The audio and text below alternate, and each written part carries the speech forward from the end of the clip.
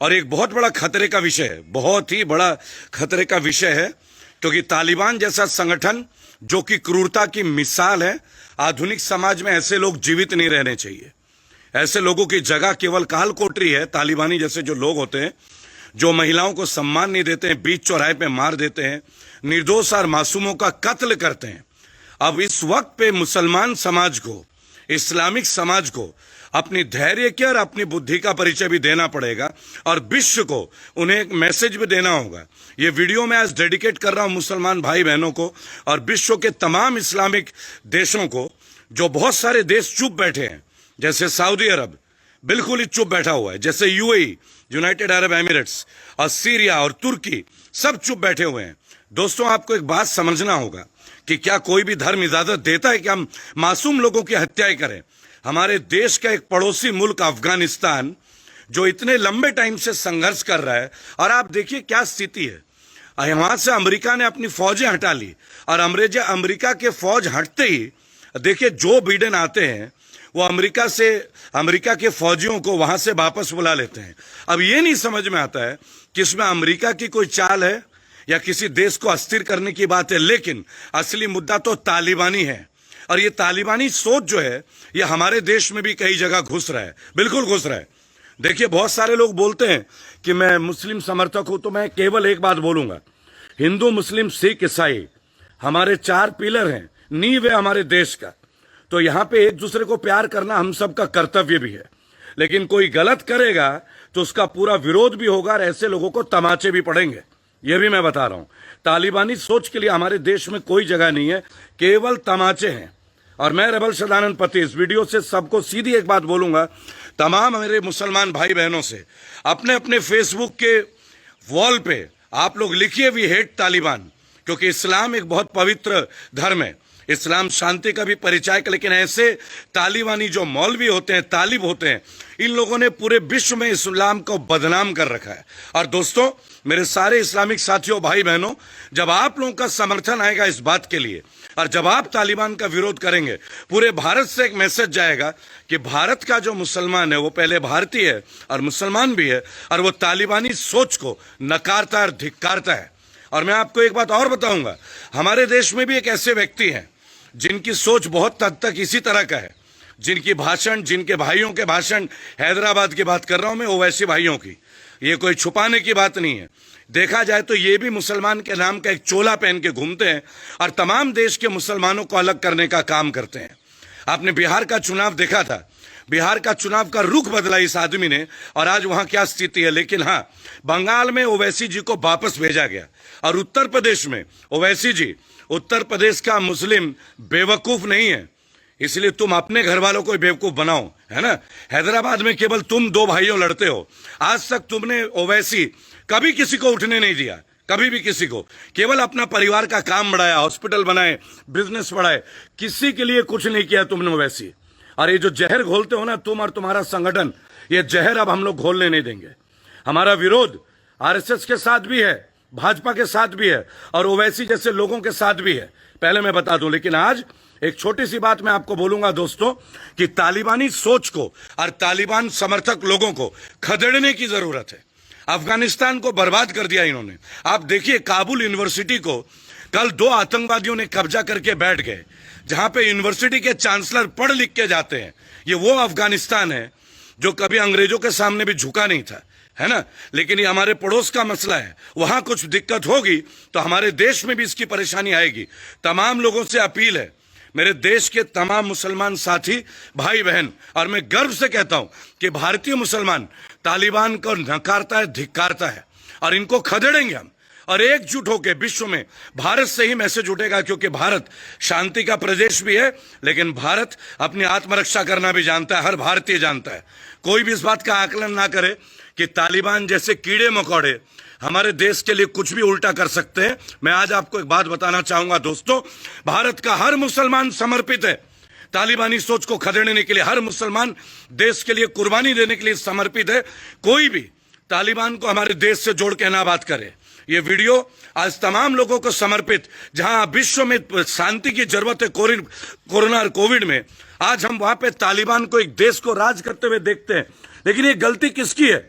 क्यों अमेरिका की फौज वहां से हटी अभी, और इतने साल क्यों? क्योंकि अमेरिका का काम है, जिस भी देश में जाते हो उस देश को लूट लेते हो, उसका तेल लूट लेते हो, उसके प्राकृतिक संसाधन लूट लेते हो। ओसामा बिन लादेन को बनाने वाले भी अमेरिका, आप ध्यान कीजिएगा दोस्तों, और बाद में ओसामा बिन लादेन को मारने वाला भी अमेरिका, अपने मर्जी से अपने लिए इस्तेमाल करे। दोस्तों, जिस तरह लोग इस्तेमाल होते हैं, मैं अपने देश के युवाओं को और मैं अपने देश के मुसलमान भाई बहनों को एक बात बोलूंगा, अभी देश में चुनाव है और ठीक इसी वक्त इतनी बड़ी एक घटना घट रही है। लोग आपको ऊंची नजरों से देखेंगे, लोग कमेंट करेंगे, और उत्तर प्रदेश में तो एक बहुत बड़ा माहौल ही खड़ा हो गया है। अब तालिबानी सोच वाले लोग ना हमारे देश में भी हैं, और जरूरी नहीं है कि तालिबानी सोच केवल एक धर्म की हो, ये तो सोच और विचारधारा की बात है। किसी भी धर्म में कट्टरता नहीं होनी चाहिए, लेकिन आज धर्म में कट्टरता की वजह से देश के नागरिक एक दूसरे को मार रहे हैं, और इसे हमें रोकना होगा दोस्तों, रोकना होगा। तमाम दोस्तों से मैं अपील करूंगा, तमाम भारतीय भाई बहनों से मैं अपील करूंगा, इस वीडियो को शेयर कीजिएगा दोस्तों, और अपने वॉल पे लिखिएगा, no way for Taliban, we hate Taliban. हमें ये लगाना पड़ेगा दोस्तों, भारत से ही ये मैसेज पूरे विश्व को जाएगा। भारत ने हमेशा विश्व को शांति का संदेश दिया है, और जब भी कोई ज्यादा कुछ उल्टा पुल्टा करने का कोशिश करता है, उसको सबक सिखाने का काम भी हम भारतीयों का है। हम सहनशील जरूर हैं, संघर्षशील जरूर हैं, लेकिन हम शेर दिल भी हैं। कोई ये गलती से आके ना चाहे हमारा पड़ोसी मुल्क पाकिस्तान ही क्यों ना हो, ये समझना पड़ेगा।